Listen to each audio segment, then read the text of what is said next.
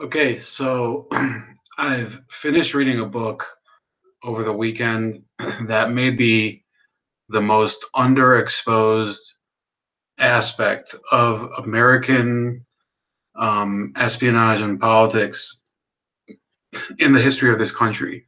And it is so explosive, in my opinion. If you read this book, which is right here, called Year of the Rat by Edward Timberlake and William C. Triplett II, if you read this book, you will realize that everything they're talking about right now with Donald Trump is a bunch of fucking bullshit. It's nothing compared to what President Bill Clinton did when he was, but both before he was in the Oval Office and while he was in the Oval Office, and probably continuing long after that.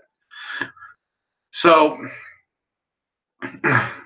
there's so many details in this book. There's a lot of books I've read through the project of the Clinton Library that I enjoyed, especially the James McDougall book, Arkansas Mischief, and the Gary Byrne books, and Dolly Kyle's book, The Other Woman, and the Vince Foster book by The Strange Death of Vince Foster by what's that guy's name? Chris Ruddy. There's been very few books that I've actually read that I haven't enjoyed, but this is a book, The Year of the Rat, where you really see everything coming full circle, where you see that this whole collusion nonsense is such a tempest in a teapot compared to what really happened during basically when I was a teenager, with Bill Clinton and the government of the People's Republic of China. It's so much information that I can't just write one book review or record one. I'm going to have to divide this probably into about 4 parts, and I've been making a presentation about it. But let's just say this is going to take a long, long time.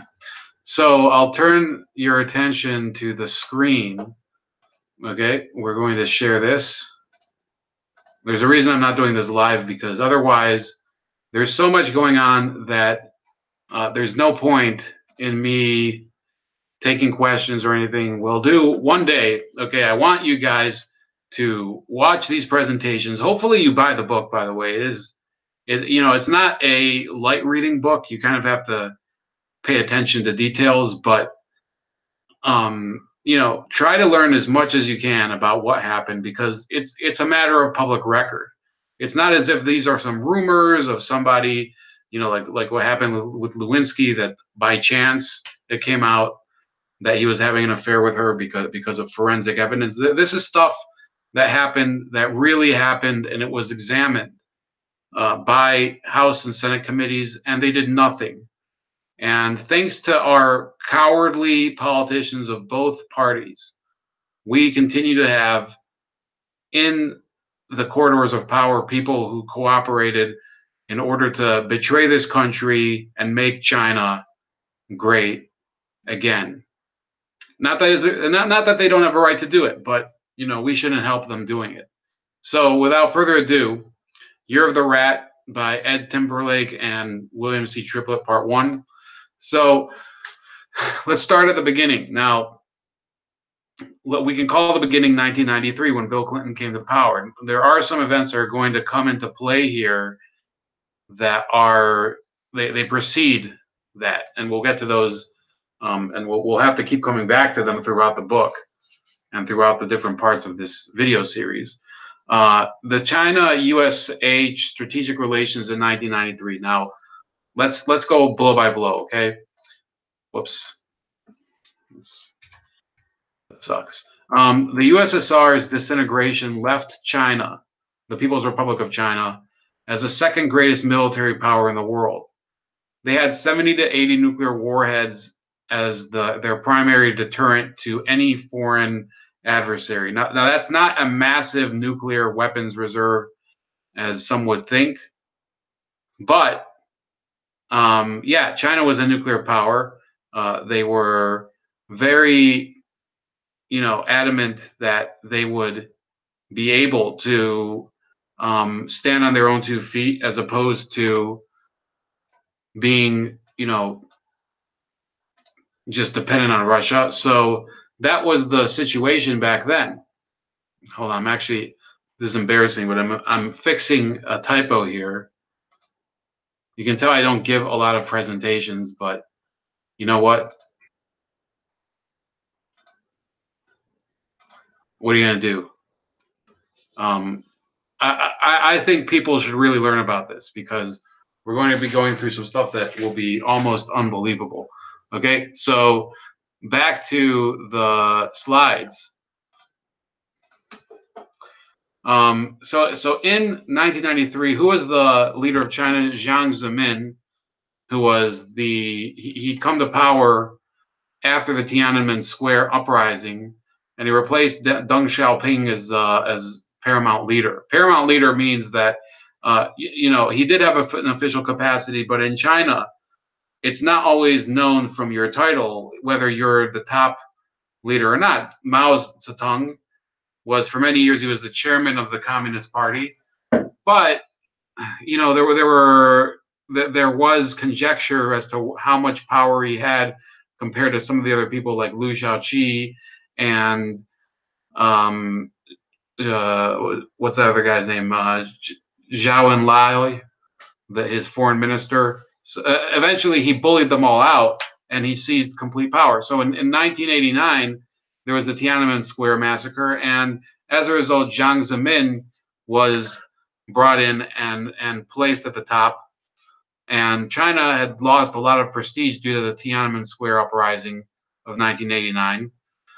So the Bush administration, they conducted a policy of distant engagement with the People's Republic of China following the Tiananmen Square uprising. Now, what does that mean?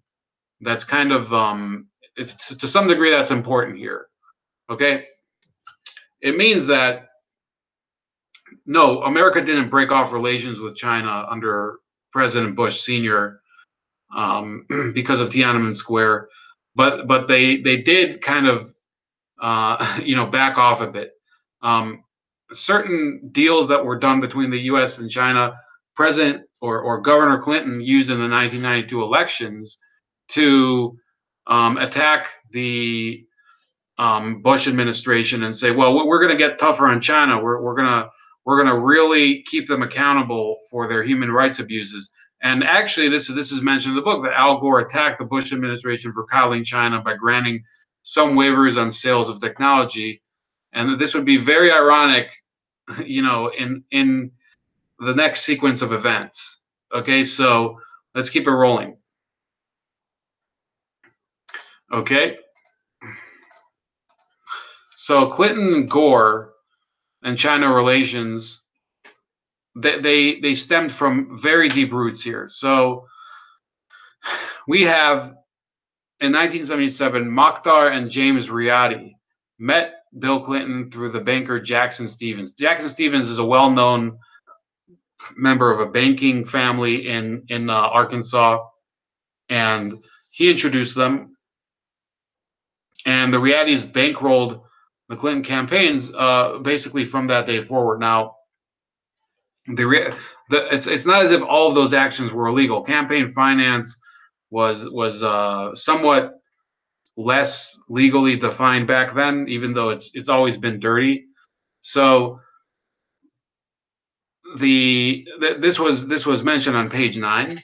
Okay, so bear with me for a second. It says, in 1977, Mokhtar Riady tried to buy the National Bank of Georgia. He failed, but one of the brokers in the deal was Jackson Stevens of Little Rock, Arkansas, who tried to interest the disappointed Riady in joining Stevens Incorporated, one of America's largest private investment banks outside of Wall Street, and one with which the Riadys would have an extended relationship, as we will see. Mokhtar Riady agreed, and his son, James, then aged 20, arrived to intern at Stevens Incorporated. Though through Jackson Stevens, James Riady met a rising politician, Arkansas Attorney General Bill Clinton. Thus began a friendship that has lasted 20 years and has spread a web of intrigue, financial corruption, and foreign influence into the American government.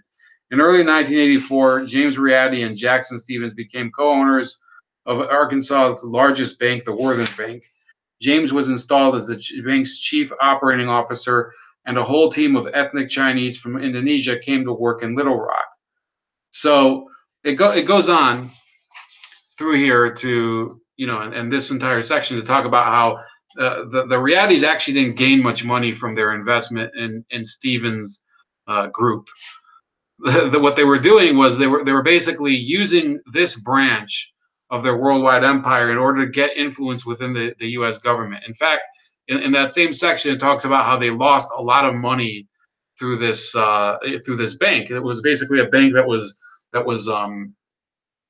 bleeding a lot of money. What I suspect, it's hard to say exactly what personally they would have gained from investing in the state of Arkansas. Arkansas, with all due respect, isn't a banking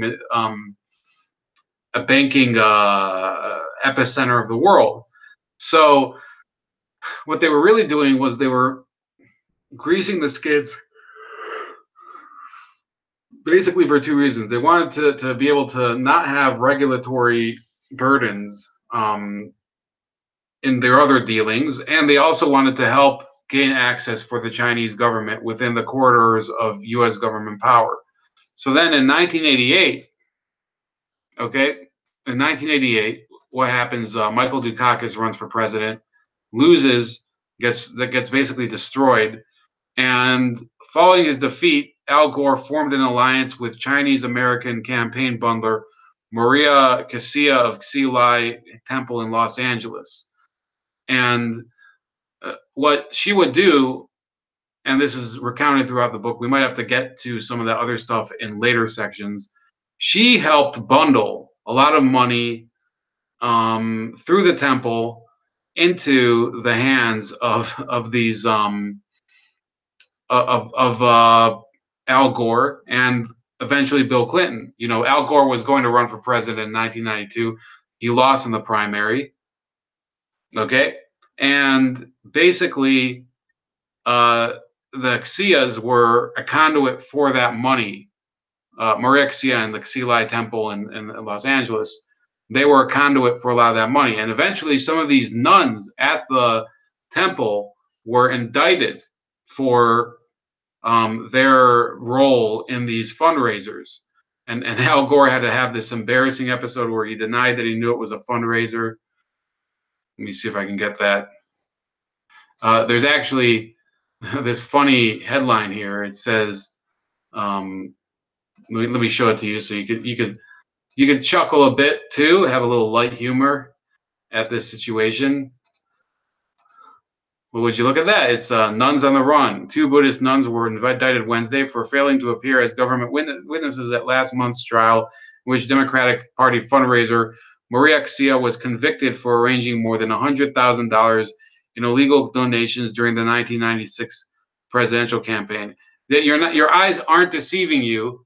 In the 90s, the Clinton campaign funneled money through Buddhist nuns at a temple in Los Angeles from the Chinese government, and this is public record and it's known. And these ladies went to prison. So, how do you like them apples? That's really, I mean, this whole story just gets more and more bizarre the deeper you get into it, and it's going to take a long time for us to come out the other end. And unfortunately, this was soil that was never well tilled by the U.S. government. They basically allowed these perpetrators of the worst, and I'm not even, this is the worst betrayal of U.S. national security in the history of the country by anybody in any position. Okay, so let's get back. So we have John Huang. You will see him over here. He was Hillary Clinton's man in the Commerce Department, or was he China's? This was, according to a former lobbyist, accomplice, and mistress, of deceased Commerce Secretary Ron Brown. Yolanda Hill stated to ABC News' Brian Ross in 1997 that Huang was placed in the department likely by Hillary Clinton. That's on page 33 of this book, and it's in the interview with Brian Ross in 1997. And then the Riadis paid former Hillary Clinton law partner Webb Hubbell $100,000 for unknown services following his resignation as Associate Attorney General. Hubbell has never revealed the reason for this bizarre payment. So we're going to have to go a little deeper into that for a few minutes, just because it's worth exploring. Now, Ron Brown, not a very well-known figure in the Clinton administration, but he should have been, because this man, very flawed person, but he basically, this is a guy who gave his life for the Clinton corruption, and it's unfortunate. This guy, a very flawed person, helped deepen the corruption of the DNC at the time. Basically, you could write movies about this man's life. And this is from LinkedIn. This is Ron Brown, one of the highest ranking, black politicians of that era.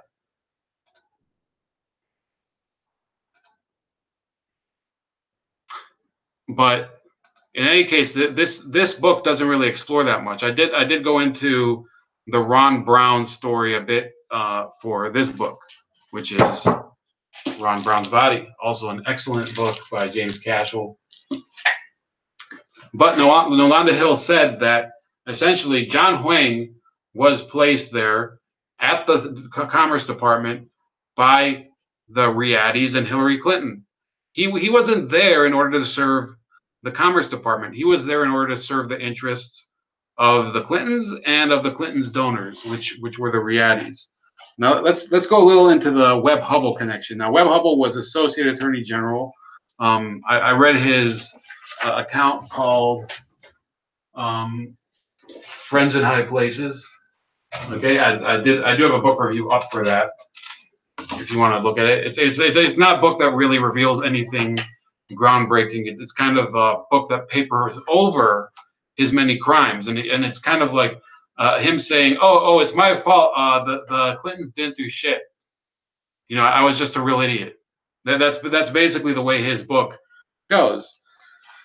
So here it is. This is his relationship with the Riadis and with John Huang. It says, in the middle of June 1994, Clinton's close friend Webb Hubbell ran out of money. He was down to $6,780 in his checking account. Having resigned from justice under a cloud, he had no job. His legal and other debts, including back taxes and penalties, were skyrocketing, and he was on his way to jail. What's more, the Clinton White House could not afford to have another disaster of the sort that had plagued the administration until that point. With this in mind, consider the very interesting sequence of events that took place over an 8-day period toward the end of that month. On Monday, June 20th, Webb Hubbell met with Mrs. Clinton. On the same day, Mr. Inglap Singh, and this guy is going to come up several times in the next few parts of the series, and we'll have to come back and forth and whatever. Believe me, there's so much to talk about in this book that, I don't know if we can get to all of it.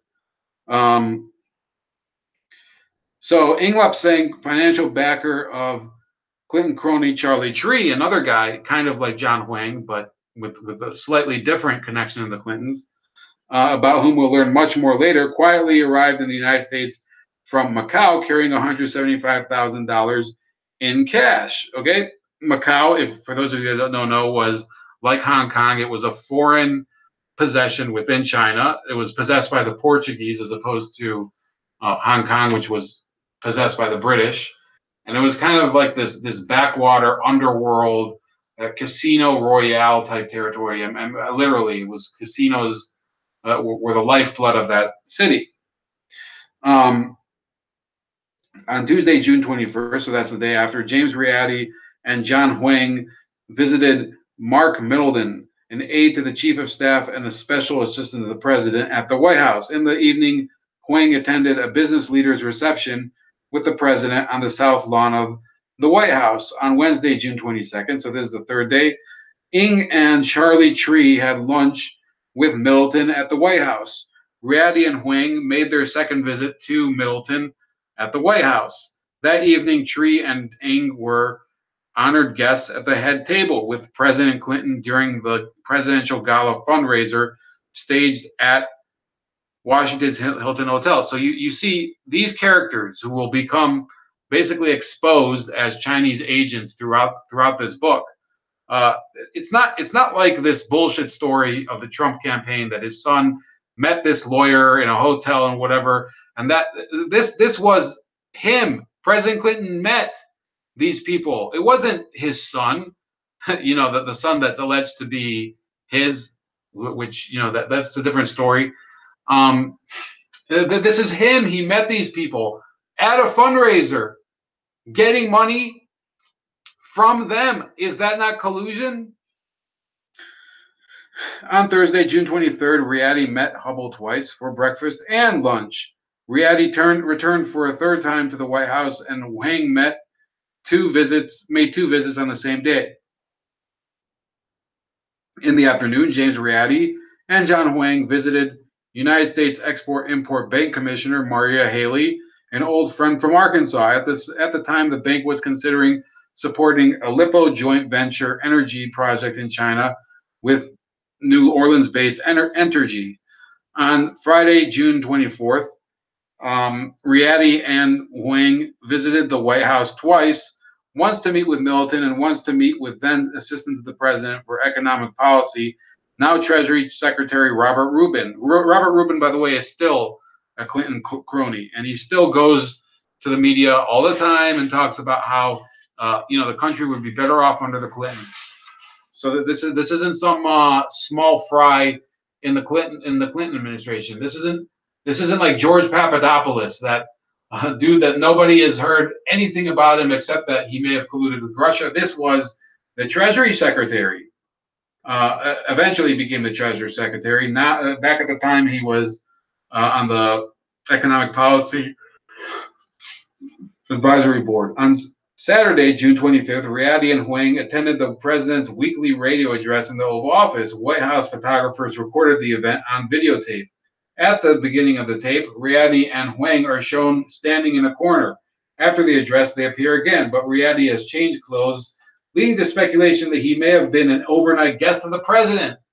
That was the whole Oval Office bedroom, that the Clintons were selling the Oval Office bedroom and basically renting it out to donors so that they could get donations. Obviously. After the president says goodbye to the other guests, Riyadi and Huang remain behind. Clinton says, "Just sit everybody down wherever you want them, James." And at that point, the tape goes blank. On Monday, June 27th. So this is a whole week. We start on Monday, June 20th, and we get to Monday, June 27th. Okay, the first business day after the radio address, the Lippo-controlled Hong Kong Chinese bank paid Webb Hubble $100,000. Now, Lippo is the Riyadi family bank, Lippo Group, okay? $100,000 from a Riyadi company account, Hong Kong China Limited. Hubble had been expecting to receive the Riyadi money in forced $25,000 payments over time, but for some as yet unknown reason, he received a lump sum. Hubble has refused to tell federal investigators what services he rendered for the Riyadis. On the same day, Huang received a memo from the Lippo Group in Jakarta congratulating him on his new position at the Commerce Department and telling him that his severance package for them would be $468,125. On Monday, July 18th, Huang started at Commerce. So this all happened in June 1994. And, how can you explain this stuff where you have people, they come to the Oval Office with hundreds of thousands of dollars in cash. They disperse some of it to a former associate attorney general. So that's the third ranking person at the Justice Department behind Janet Reno and I think his name was Jamie Glazer or something, or Gerson something. He was the deputy attorney general, so that's number two. The number three is the Associate Attorney General. And that was Webb Hubbell, who had been Chief Justice of the Arkansas Supreme Court appointed by Bill Clinton. And he was basically Hillary Clinton's best buddy from the Rose Law Firm. And he gets $100,000 in a lump sum. So how can any of this be innocent? How can a former Supreme Court justice of a state Supreme Court, but still, how can you really look at that as an innocent interaction? It's ridiculous. Okay, it's all within a week. It's from these Chinese donors, these bankers, nonetheless, or no less. Sorry. This is clearly something that was a bit fucked up by any normal standards of doing business, especially within the government. So I think we're going to have to do the last slide for today, and believe me, there will be more. So John Huang, why the problem with him? Why are we nitpicking over this one person? Well, in testimony to the Senate, a CIA witness dodged a question by Senator Dick Durbin, the same guy who was, the guy who claimed that Donald Trump called Haiti a shithole. Well, the CIA witness said that he couldn't say on the record whether John Huang had committed acts of economic espionage on behalf of the People's Republic of China. So that's on page 43, and let's read a bit of that. It says the Clintons expected much effort and the Raddies spent much cash to get John Huang his job at the Department of Commerce. The Clintons got value for their effort in the form of lipo finance payoffs to Webb Hubbell. Okay? The Raddies got value for their money in the form of economic intelligence forwarded to them, and in all likelihood through them to their associates in Chinese intelligence by Huang. Huang truly lived up to the label James Raddy gave him, my man in the American government. This allegation was first made publicly by House Rules Committee Chairman Gerald Solomon on June 11, 1997, when he announced, I have received reports from government sources that say there are electronic intercepts which provide evidence confirming that John Huang committed economic espionage and breached our national security by passing classified information to his former employer, the Lipo Group. At the Senate Governmental Affairs Committee hearings on campaign finance violations, Senator Dick Durbin, Democrat of Illinois, had this exchange with a witness representing the CIA. Senator Durbin, did you attempt to locate the information referred to in the Solomon press release? The CIA man says, yes, sir. Senator Durbin says, what did you learn? CIA says, I don't feel competent to answer that question in open session. So if he had thought that John Huang had an innocent role at the Commerce Department, he would have probably said, well, I didn't find anything of note. But instead he said, well, I can't discuss this in open session, meaning that it's classified. It could be damaging information to the intelligence community if he revealed it in public. So something happened. There's something happened with John Huang that we don't know about. So how are we supposed to react to this? I believe the CIA did a disservice to this country by not publicly exposing this. And that's why, as much as I criticize the FBI, the CIA is far worse than they are at being transparent and keep being accountable to the American people. You can't expect them to be transparent as an intelligence service, but can't they at least be accountable when something is exposed about a person within our government causing so much damage? Is that too much to ask? So it says that's as close to confirmation as the CIA can get on the public record.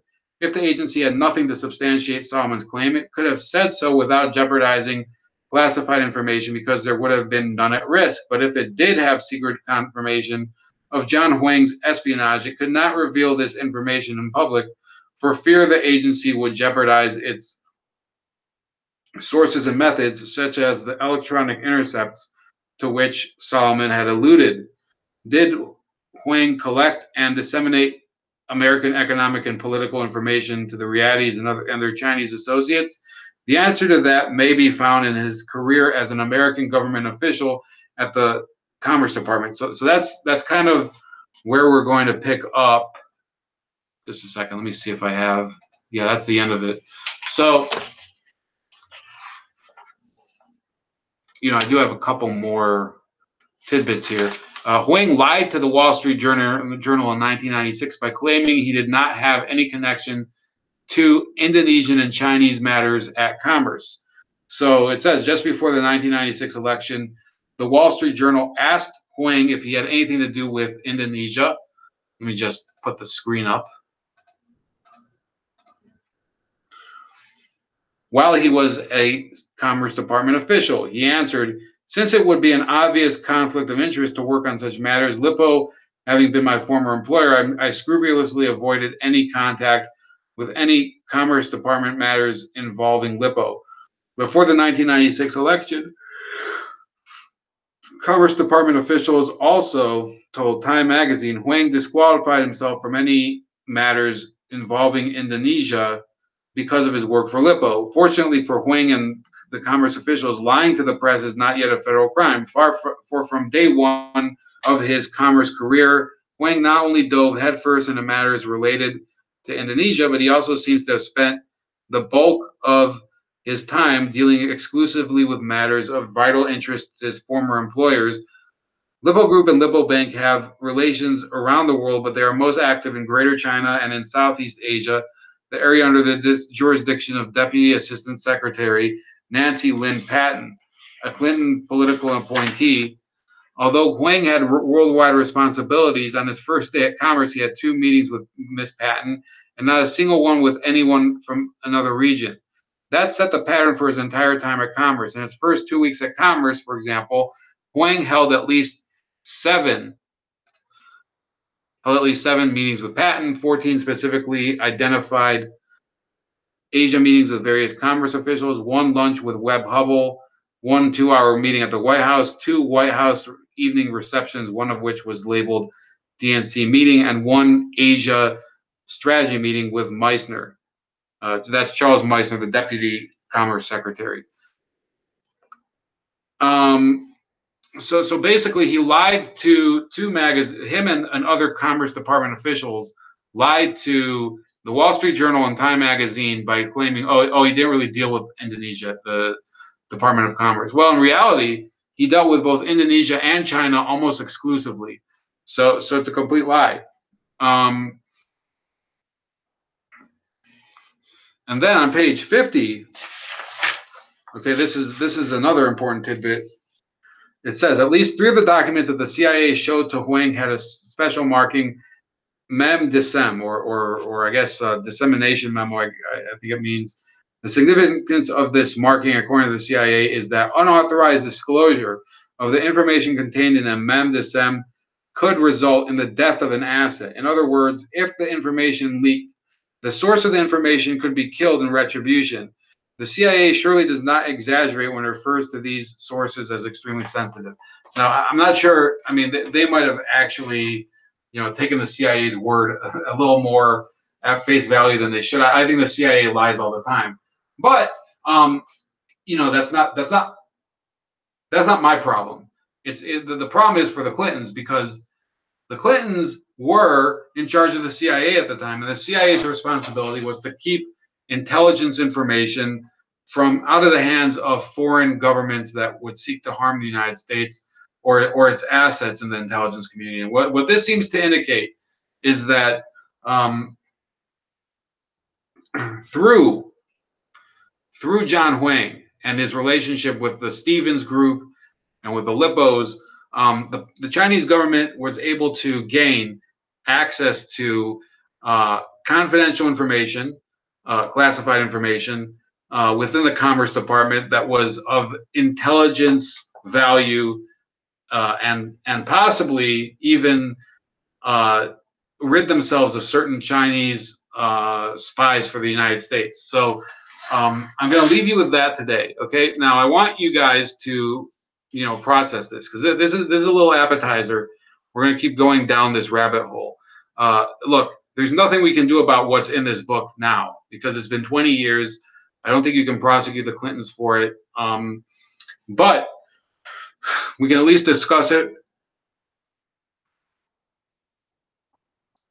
And this was the foundation for all the pay to play stuff, all of the things that we're seeing today. This was, I mean, it wasn't the only foundation. There were things earlier than that in Arkansas, but when you're looking at a global level, how can you not look at this and say, well, this makes total sense? The Clintons, with their disregard for the sensitivity of classified information, their utter disregard for the lives and safety, or the safety and security of these foreign intelligence assets, and for the security of the United States. Not, it gets much worse than what was talked about today.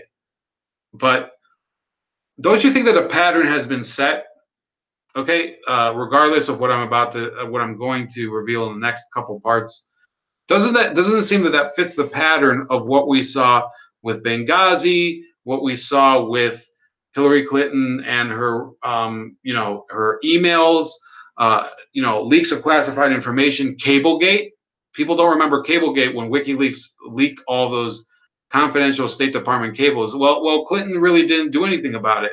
In fact, the information breaches got worse after that.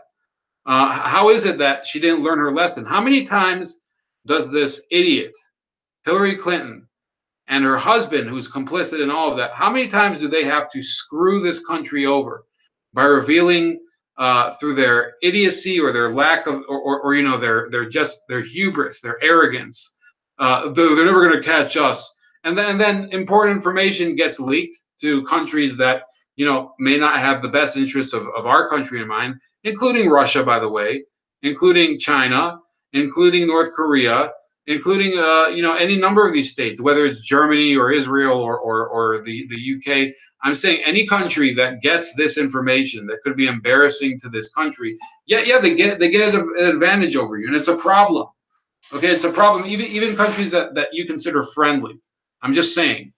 I'm not trying to attack other countries for finding the information. Whether it's Russia or China, any of these countries. It's their prerogative to go do this because they're looking to make their gain. What we're talking about here is having a leader who doesn't care about that, who says, well, we're here to make the world a better place, and if anybody discovers our dirty secrets, that's because they are against progressivism, and they're for hate or whatever, and they don't want us to march with our pussy hats and things like that. That's the attitude of Clinton people. Okay, it doesn't matter what price is exacted on the rest of the country. They are committed to their queen bee, Hillary Clinton, and her husband, Bill Clinton. They pretend that they didn't help Bill Clinton get away with any of his crimes, and usually they just talk about the rape. Well, what about this? What about cooperation with Chinese government agents at the highest levels of government? If various credible rape allegations by women encountered by Bill Clinton aren't enough, then how about documented instances of Chinese government agents infiltrating the United States government in multiple departments under Bill Clinton? Is that not enough to indicate that these people have screwed this country beyond repair, and at least in respect to this intelligence? It's going to get much worse than this, believe me, much worse than what we discussed today. Today we were just discussing Commerce Department shit. There's stuff that's going to be revealed through this book, one of the more revelatory books that I've covered yet, that will show you that the Clintons were basically willing to sell anything and cover up anything on behalf of the Chinese government. And that's why I'm going to, I've been thinking about it for a while, and I'm declaring Bill Clinton is the greatest American president in the history of the People's Republic of China. Have a great evening.